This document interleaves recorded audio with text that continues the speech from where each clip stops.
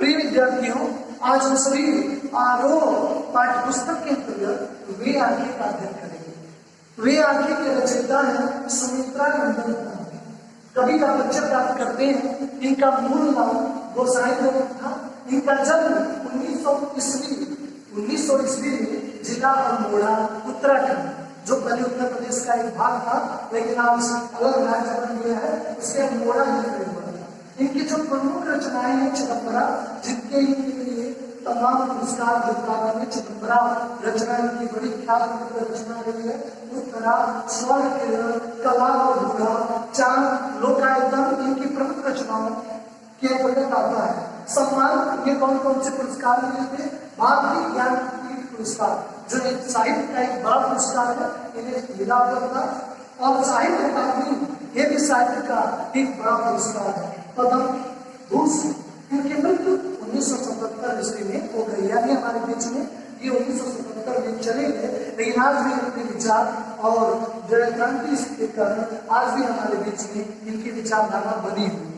यहाँ पे जो हम अध्ययन करने वाले हैं वे आगे, वे एक व्यक्ति विशेष की आंखों के माध्यम से, क्योंकि आंखें संवेदी अंग है।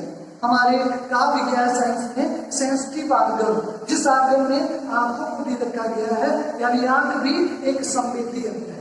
एक उदाहरण आता है कि एक बार आंख से आंसू ने पूछा कि बताओ माँ, तुम कितनी निर्दयी हो जो मुझे जन्म देते ही मुझसे अलग कर देती हो। दुनिया में कोई ऐसी माँ होती है जो जन्म होते ही अपने आप से अलग कर देती है? आंख ने कहा, मैं निर्दयी नहीं हूँ, तुम्हारे अंदर एक त्याग की वृत्ति लाती हूँ जिससे तुम्हारी कीमत बढ़ जाती है। क्योंकि जैसे ही किसी व्यक्ति की आंखों से आंसू निकल जाते हैं, उस व्यक्ति के प्रति हमारी संवेदना बदल जाती है। हम अगर जब तक व्यक्ति अगर रोए न हंसता रहे, लाख दुखी हो, हम उसे दुखी नहीं मानेंगे। यह संसार का शासक नियम है। लेकिन सुमित्रा नंदन पंत जी आंखों के माध्यम से एक व्यक्ति यानी किसान, यहाँ पे जो संदर्भ है, किसान की आंखों में एक पीड़ा देख रहे हैं। उस पीड़ा को बड़े ही मार्मिक ढंग से व्यक्त करने का प्रयास सुमित्रा नंदन पंत ने। वैसे सुमित्रा नंदन पंत प्रकृति की कवि है, नेचर की कवि है। जैसे इंग्लिश लिटरेचर में जो नेचर की पोएट है विलियम वर्ड्सवर्थ से इनकी तुलना की जाती है। जैसे विलियम वर्ड्सवर्थ नेचर का यानी प्रकृति का बड़ा मार्मिक वर्णन करते हैं, ठीक उसी प्रकार सुमित्रा नंदन पंत भी प्रकृति के बिल्कुल करीब है। लेकिन यह रचना वे उनके प्रकृतिवाद से थोड़ा सा अलग हटकर उन्होंने मानवतावाद की ओर प्रकाश डाला है। उन्होंने एक भारत की यानी किसी भी देश, भारत ही नहीं किसी भी देश का रीढ़ वहां का किसान होता है, क्योंकि उसकी तुलना अन्नदाता से की गई है, क्योंकि वो हमारा पालन करता है। लेकिन आज सबसे अधिक कोई परेशान है तो किसान है। आजादी के पूर्व या आजादी के बाद किसान की स्थिति में कोई परिवर्तन नहीं हुआ। आज भी तमाम अगर कोई आत्महत्या की श्रेणी देखा जाए तो सबसे अधिक आत्महत्या करने वाला किसान है। आज भी इतने वर्ष के बावजूद भी हम स्वाधीन हो चुके, हम आजाद हो चुके, लेकिन किसान की दशा वही की वही रह गई। सारे क्षेत्रों में परिवर्तन हो गया, शिक्षा के क्षेत्र में, कार्य उद्योग के क्षेत्र में, आविष्कार के क्षेत्र में, स्वास्थ्य के क्षेत्र में आमूलचूल परिवर्तन हो गया। लेकिन किसान की स्थिति जस की तस बनी हुई है, वैसी ही बनी है। आइए कुछ पंक्तियां के माध्यम से हम सुमित्रा नंदन पंत की जो किसान की प्रति संवेदना है उसे जानने का प्रयास करते हैं। इनकी पंक्तियां इस प्रकार है। अंधकार की गुहा सरीखी, अंधकार अंधेरा, गुहा मतलब गुफा, सरीखी का होता है जैसे। प्रथम पंक्तियों में कहते हैं अंधकार की गुहा सरीखी, ये अंधकार रूपी गुफा के जैसा। जैसे किसी गुफा में जाए तो अंधकार ही अंधकार दिखाई देता है, ठीक उसी प्रकार अगर आप किसान की आंखों में देखें तो दूर दूर तक कोई खुशहाली उसकी आंखों में नहीं दिखाई देती है। बड़ा दूर तक उसमें दारुण मतलब दुख होता है। अगर उनकी आप जैसे अंधकार की गुफाओं में आप दूर तक नजर डालें, केवल आपको अंधेरा दिखाई देगा। ठीक उसी प्रकार किसान की आंखों में भी देखने से डर लगता है, तो उन आंखों से डरता है मन जैसे अंधकार गुफाओं को देखने में हमें डर लगता है। कोई गुफा है, अगर हमें कह दिया जाए बिना पहली बार मुझे इस गुफा में जाना है, हमारा हिम्मत नहीं करेगा, हमारे मन में डर बना रहेगा।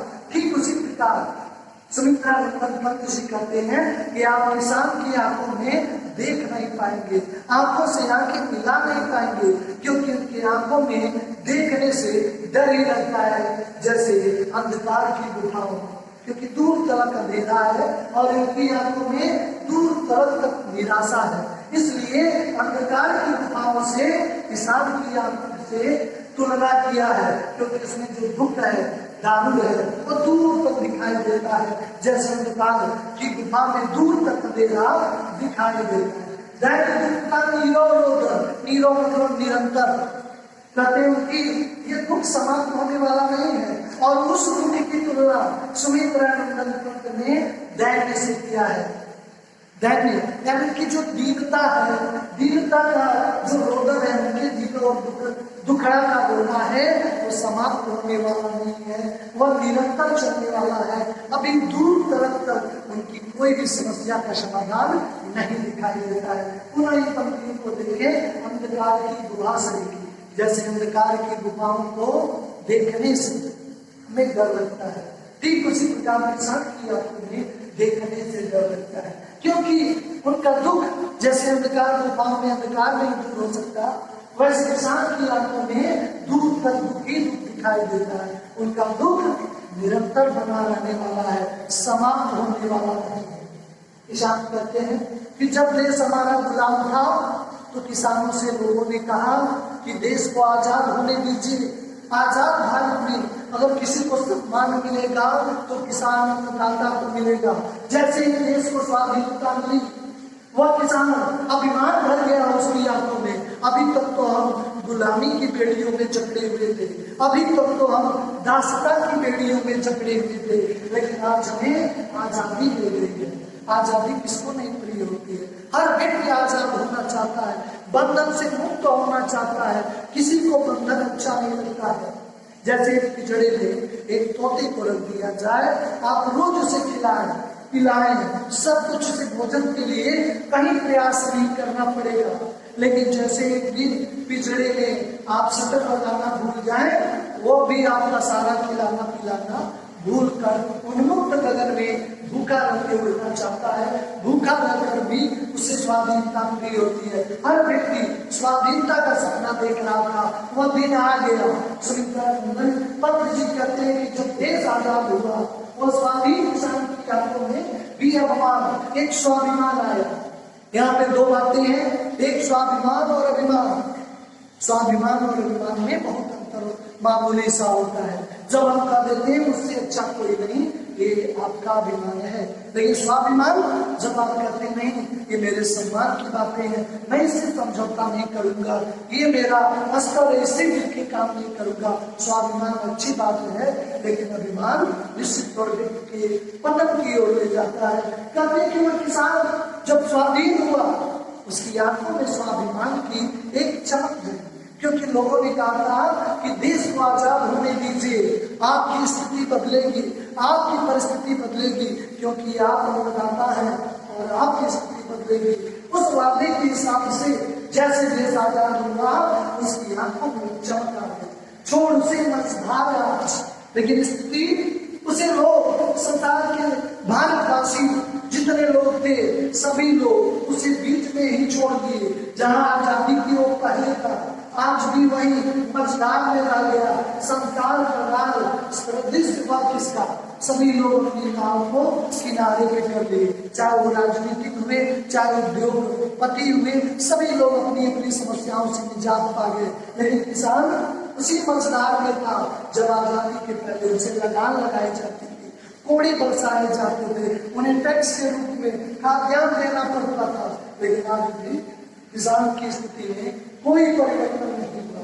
लहराते हुए खेत दृढ़ों में, दृढ़ मतलब आंखों में, आज उसे अपने लहराते हुए खेत उसकी आंखों में दिखाई देता है, क्योंकि साहूकार के पैसे अदा न करने के कारण उसे खेतों से बेदखल कर दिया गया।